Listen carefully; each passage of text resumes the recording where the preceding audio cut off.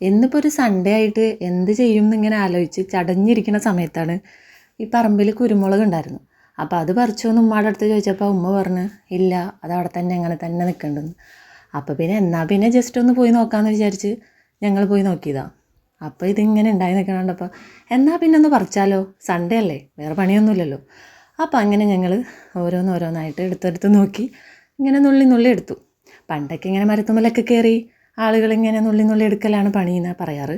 പക്ഷേ ഇന്നിപ്പോൾ ഞങ്ങൾ എന്ത് ചെയ്തു, താഴെയൊക്കെ ഉള്ളത് ഞങ്ങൾക്ക് എത്തുന്ന സ്ഥലത്തുള്ളതൊക്കെ ഞങ്ങൾ പറിച്ചെടുത്തു. ഇങ്ങനെ പറിച്ചെടുക്കുന്ന സമയത്ത് നല്ല രസമാട്ടോ.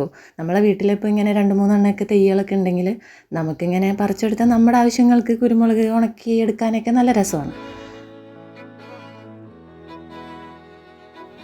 അങ്ങനെ ഞങ്ങളിങ്ങനെ ആർത്തിയോടുകൂടി ഇങ്ങനെ പറിച്ചെടുക്കാം. നമുക്കിങ്ങനെ ഉണ്ടായി നിൽക്കുന്ന കാണുമ്പോൾ നല്ല രസമല്ലേ.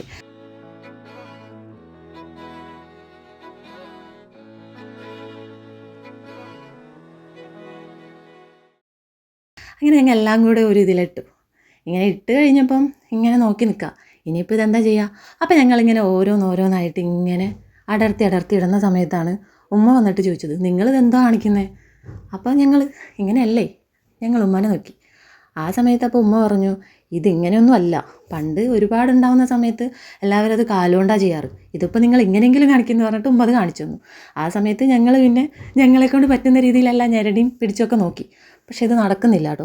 നമ്മളിപ്പോഴത്തെ കാലത്ത് ചെയ്യുന്ന പണികളെ പോലെ ഒന്നുമല്ല ഇത്. ഞങ്ങൾക്ക് പറ്റിയ പണിയല്ല എന്ന് മനസ്സിലായപ്പോൾ ഞങ്ങളത് അവിടെ ഇട്ടിട്ട് പോയി.